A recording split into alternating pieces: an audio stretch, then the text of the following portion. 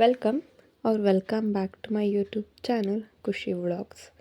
So ಇವತ್ತಿನ ವ್ಲಾಗ್ನಲ್ಲಿ ಒಂದು ಸ್ಯಾರಿ ಶಾಪಿಂಗ್ ಮಾಡಿದ್ದೆ, ಹಾಗೆ ಡೈಲಿ ವ್ಲಾಗ್ನ ನಿಮ್ಮ ಜೊತೆ ಶೇರ್ ಮಾಡೋಣ ಅಂತ ಹೇಳಿ ಈ ವ್ಲಾಗ್ನ ಸ್ಟಾರ್ಟ್ ಮಾಡ್ತಾ ಇದ್ದೀನಿ.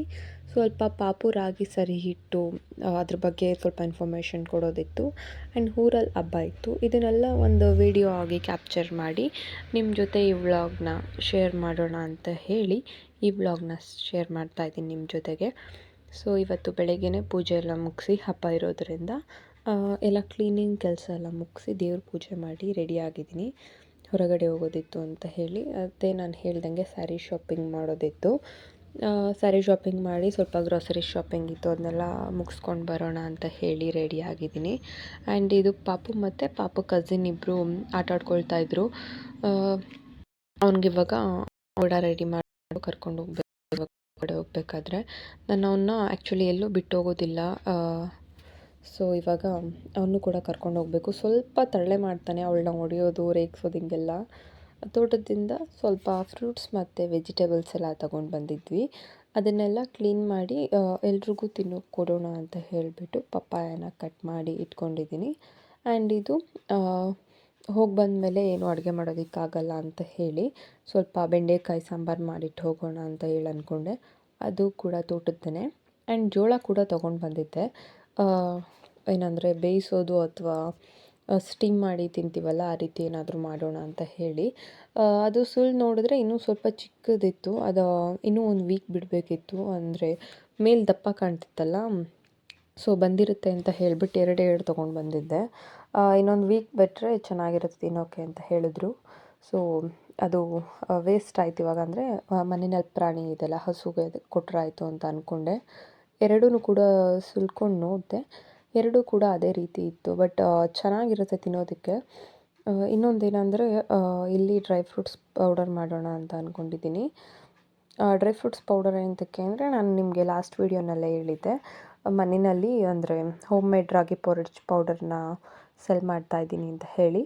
ಸೊ ಸ್ವಲ್ಪ ಕೊಡೋದಕ್ಕೆ ಇದನ್ನೆಲ್ಲ ರೆಡಿ ಮಾಡ್ತಾಯಿದ್ದೀನಿ.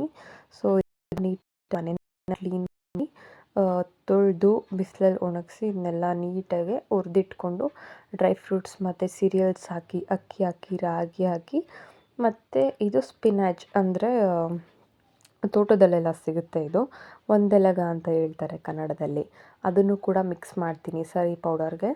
ಬಿಕಾಸ್ ಇದನ್ನು ತಿನ್ನೋದ್ರಿಂದ ಪಾಪುಗೆ ಬ್ರೈನ್ ಶಾರ್ಪ್ ಆಗುತ್ತೆ. ಇದನ್ನು ಕೂಡ ನೀಟಾಗಿ ಬಿಸಿಲಲ್ಲಿ ಡ್ರೈ ಮಾಡಿ ಅಕ್ಕಿ ಹುರಿಬೇಕಾದ್ರೆ ಅದಕ್ಕೆ ಹಾಕಿ 1-2 ಮಿನಿಟ್ಸ್ ಬಿಟ್ಟು ಪೌಡರ್ ಮಾಡಿಸ್ಬೇಕಾದ್ರೆ ಹಾಕ್ಕೊಳ್ತೀವಿ. ಅದಕ್ಕೆ ಜಾಸ್ತಿ ಹಾಕಿದ್ರೆ ಸ್ವಲ್ಪ ಒಗರು ಟೇಸ್ಟ್ ಬರುತ್ತೆ, ಅದರಿಂದ ಸ್ವಲ್ಪ ಕ್ವಾಂಟಿಟಿನಲ್ಲಿ ಮಾತ್ರ ಹಾಕ್ಕೊಳ್ಬೇಕು. ನಿಮ್ಗೆ ಯಾರಿಗಾದ್ರೂ ಬೇಕಿದ್ದರೆ ಕಾಂಟ್ಯಾಕ್ಟ್ ಮಾಡಿ, ಅಂದರೆ ಕಮೆಂಟ್ ಮಾಡಿ, ನಿಮ್ಗೆ ಡೀಟೇಲ್ಸ್ ಹೇಳ್ತೀನಿ. ಆ್ಯಂಡ್ ಹೊರಗಡೆ ಸ್ಯಾರಿ ತೊಗೊಳ್ಳೋಣ ಅಂತ ಹೇಳಿ ಬಂದಿದ್ದೀನಿ. ಹೊರಗಡೆ ಏನಂದರೆ ವೀಡಿಯೋ ಮಾಡೋದಕ್ಕಾಗೋದಿಲ್ಲ, ಬಿಕಾಸ್ ಪಾಪು ಇರ್ತಾನಲ್ಲ, ಅವನ್ನ ಒಂದು ಕೈಲಿ ಇಟ್ಕೊಂಡು ನಾನು ಇನ್ನೊಂದು ಕೈಲಿ ಏನಾದರೂ ತೊಗೊಳ್ಳೋದಿದ್ರೆ, ಸ್ಯಾರಿ ನೋಡೋದು ಅಥವಾ ಬೇರೆ ಏನಾದರೂ ಪರ್ಚೇಸ್ ಮಾಡೋದಿದ್ದರೆ ಎರಡು ಕೈನಲ್ಲೂ ಕೂಡ ಒಂದು ಕೈಲಿ ಪಾಪು ಇರುತ್ತೆ, ಇನ್ನೊಂದು ಕೈಲಿ ಈ ರೀತಿ ಏನಾದರೂ ಮಾಡ್ತಿರ್ತೀನಿ. ಸೊ ಅದರಿಂದ ಹೊರಗಡೆ ಎಲ್ಲೂ ವೀಡಿಯೋ ಮಾಡೋದಕ್ಕಾಗೋದಿಲ್ಲ.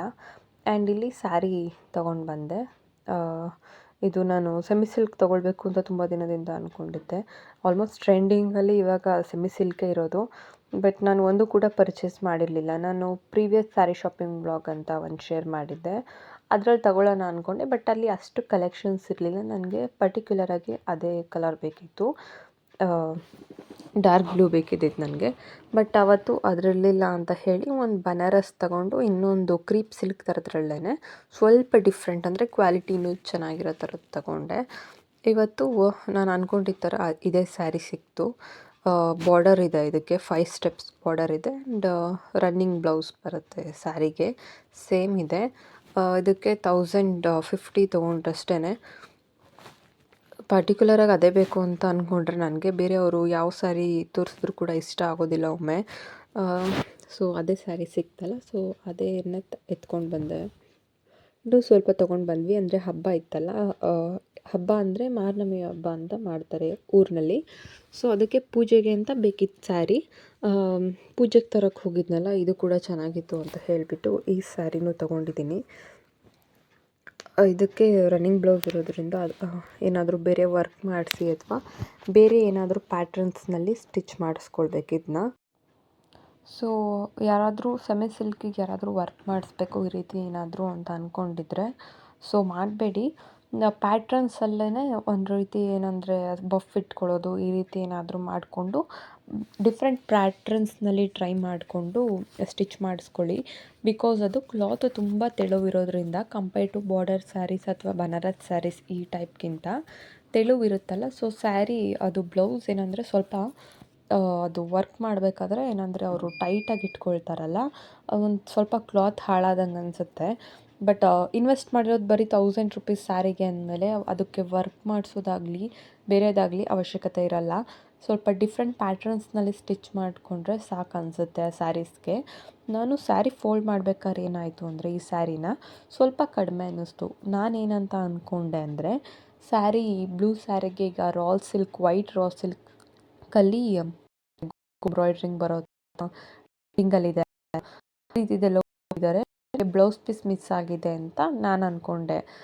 ಬಟ್ ಆಮೇಲೆ ಇನ್ನೊಂದು ಸಲ ನೀಟಾಗೆ ಹಿಡಿದು ನೋಡಿದಾಗ ಗೊತ್ತಾಯಿತು. ಸೊ ರನ್ನಿಂಗ್ ಬ್ಲೌಸ್ನಲ್ಲೇ ಇದೆ ಇದು, ನಾನು ಕನ್ಫ್ಯೂಸ್ ಆಗಿದ್ದೀನಿ ಅಂತ ಅಂದ್ಕೊಂಡೆ. ಇದನ್ನು ಇವಾಗ ಏನಾದರೂ ಅದೇ ನಾನು ಹೇಳ್ದಂಗೆ ಪ್ಯಾಟರ್ನ್ಸ್ನಲ್ಲೇ ಸ್ಟಿಚ್ ಮಾಡಿಸೋಣ ಅಂತ ಅಂದ್ಕೊಂಡಿದ್ದೀನಿ. ಈ ರೀತಿ ಸ್ಯಾರೀಸ್ಗೆ ಹಂಗೇನಾದರೂ ಡಿಫ್ರೆಂಟ್ ಪ್ಯಾಟರ್ನ್ಸಲ್ಲಿ ಸ್ಟಿಚ್ ಮಾಡಿಸಿ ಸಿಂಗಲ್ ಪಿನ್ ಮಾಡಿದ್ರೆ ಸ್ಯಾರಿಗೆ ಚೆನ್ನಾಗಿ ಕಾಣುತ್ತೆ.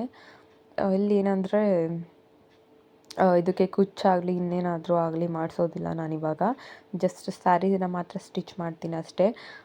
ಎಲ್ಲ ಸ್ಯಾರೀಸ್ಗೂ ಹಾಗೆ ಮಾಡೋದು ನಾನು. ಸ್ಯಾರಿ ಏನಾದರೂ ಅಂದರೆ 1000 ಅಬೋವ್ ಅಥವಾ 1500 ಅಬೋವ್ ಇದ್ದರೆ ಮಾತ್ರ ಸ್ಟಿಚ್ ಮಾಡಿಸ್ಕೊಳ್ಳೋದು ಆ ರೀತಿ. ಇಲ್ಲಾಂದರೆ ಯಾವಾಗಲೂ ಸಿಂಪಲ್ಲಾಗೇ ಇಟ್ಕೊಳ್ತೀನಿ.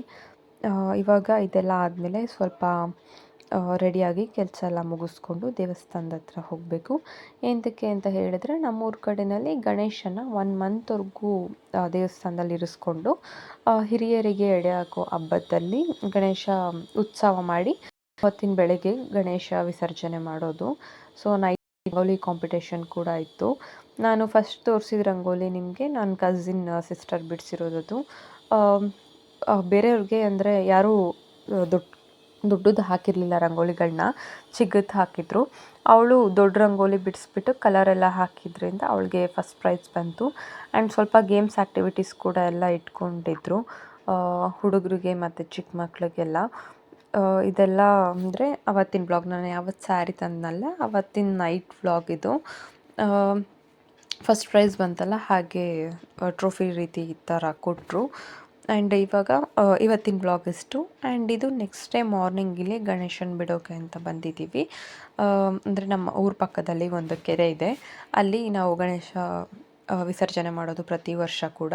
ಸೊ ಇಲ್ಲಿಂದ ಹೊರಟ ಮೇಲೆ ತೋಟದ ಹತ್ರ ಹೋಗಿ ಸ್ವಲ್ಪ ತರಕಾರಿ ಎಲ್ಲ ತೊಗೊಂಡು ಬಂದ್ವಿ. ಸೊ ಇವತ್ತಿನ ವ್ಲಾಗ್ ಇಷ್ಟೇ. ವಿಡಿಯೋ ಇಷ್ಟ ಆಗಿದ್ದರೆ ಲೈಕ್ ಮಾಡಿ, ಶೇರ್ ಮಾಡಿ, ಕಾಮೆಂಟ್ ಮಾಡಿ. And thank you for watching my video.